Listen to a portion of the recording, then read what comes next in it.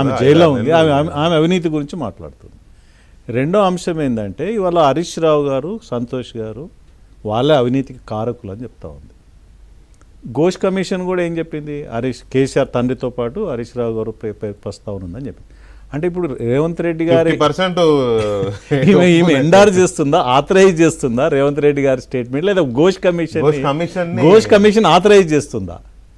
ఈమె ఇప్పుడు రేపు పొద్దుగాల ఎంక్వైరీలో ఈమె స్టేట్మెంట్ ఏమైనా రికార్డ్ అవుతే అవినీతి జరిగిందని she accepting herself as an MLC of the party. CBI పిలవచ్చు కదా, ఎవిడెన్స్ పబ్లిక్ లో మాట్లాడినప్పుడు ఆమెకు నోటీస్ ఇచ్చి విట్నెస్ తీసుకోవచ్చు కదా సిబిఐ. అవునమ్మా మీ తండ్రి మీ పార్టీలో అవినీతి జరిగిందని అంటున్నావు కదా, ఎవరు చేశారు ఏం చేశారని రేపు పడితే అక్కడ పోయి చెప్తుందా? అందుకే ఆయన పక్కన పెట్టారని కూడా అన్నావు కదా. అదే విచిత్రం ఏంటంటే ఆమె లక్ష్యం ఏందో, పొలిటికల్గా ఆమె లక్ష్యం ఏందో అర్థం కావట్లేదు. అంటే మా కాంగ్రెస్లో జాయిన్ అయితే మా మహేష్ కాంగ్రెస్ పార్టీ జాయిన్ చేసుకుంటారా మరి ఏందో తెలియదు. రేవంత్ రెడ్డి గారు లైన్లోనే మాట్లాడతారు.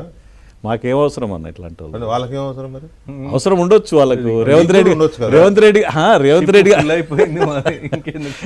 రెడ్డి గారు మాట్లాడేదే తను కూడా మాట్లాడుతుంది కదా కవితమ్మ. ఓకే, చెల్లెకి గౌరవిస్తాం కానీ అట్లనే మాట్లాడుతుంది కదా, ఎండార్ చేస్తుంది కదా. సో తను ఎదిగినటువంటి పార్టీ కేసీఆర్ కూతురుగా, కేసీఆర్ కూతురు లేకపోతే ఊయిస్ కవితం అన్న ఎవరైనా. ఇప్పుడు మేము తెలంగాణ ఉద్యమంలో అయితే మీరు తెలుసు, తెలంగాణ ఉద్యమం నుంచి మేము మొదటి నుంచి ఉన్నాం. ఉద్యమం లేకపోతే ఉద్యమ నాయకులు మాకేమో గుర్తింపు ఉంటుంది. ఇంత మీకైనా ఉద్యోగ సంఘాల నాయకుడుగా ఉద్యమ నాయకుడుగానే కదా తెలంగాణ ఇచ్చిన గుర్తింపు ఇది. కేసీఆర్ కూతురు ఆమె గుర్తింపు, కేసీఆర్ కాదని పక్కకు చేరితే ఆమెకి ఎట్లా ఉంటుంది రేపు పొద్దుగాల? జీరో కదా. అవన్నీ తెలిసి కూడా ఆమె ప్రయత్నం చేస్తుందంటే పార్టీ పెడుతుందా, ఏం పొలిటికల్గా ఆమె ఏమి అంబిషన్ ఉందో తెలియదు. ఆమె ఈ మధ్యకాలం చూడండి అన్న, మీరు పార్టీ అంటే చాలా కాస్ట్లీ అఫైర్ కదండి. డబ్బులు ఉండొచ్చు, మరి డబ్బులు ఉండాలి కదా, డబ్బులు ఉండొచ్చు అన్న. లేకపోతే ఇప్పుడు ఆమె డబ్బులు ఉంటే ఆమె కూడా అనకుండా అవుతుంది. మరి ఇప్పుడు ఆమె ఎయిర్పోర్ట్కి వెళ్ళి వస్తుంది. మీరు ఈ మధ్యకాలంలో అన్న చూడండి, ఈ మధ్యకాలంలో ఆమె ఎక్కడ 10 మంది గ్యాదర్ అయినా సీఎం అని అర్పించుకుంటుంది. వచ్చిన క్యాడర్ ఊరికి అరుస్తారా? ఎందుకు అరుస్తారు? అదో ఫ్యాషన్ అయిపోయింది, అదొక ఫ్యాషన్. సరే రేవంత్ రెడ్డి గారు సీఎం అనిపించి సీఎం అయ్యిండు, నేను కాదన్నట్లేదు. ఈమె కూడా సీఎం అని అంటే లక్ష్యం సీఎం అని నీ పార్టీని గాలబెట్టుకొని సొంత ఇంటిని తన ఇల్లు అంటే తన పుట్టినిల్లు కదా అది. కేసీఆర్ ఇల్లు రాజకీయంగా మాట్లాడితే తన పుట్టినిల్లు. కల్వకుంట్ల కవిత అంటారు, అది కల్వకుంట్ల కవితనే అంటారు. పెటర్నల్ వాడరు కానీ ఇప్పటి వరకు కూడా అత్తగారి పేరు ఎవరో తెలియదు. కల్వకుంట్ల కవితనే తెలుసు ఆమెకు, సమాజానికి తెలుసు. ఆమె పేరు కూడా కల్వకుంట్ల కవితనే చెప్పుకున్నా. అంటే సొంత ఇంటి అమ్మగారి ఇల్లే కదా.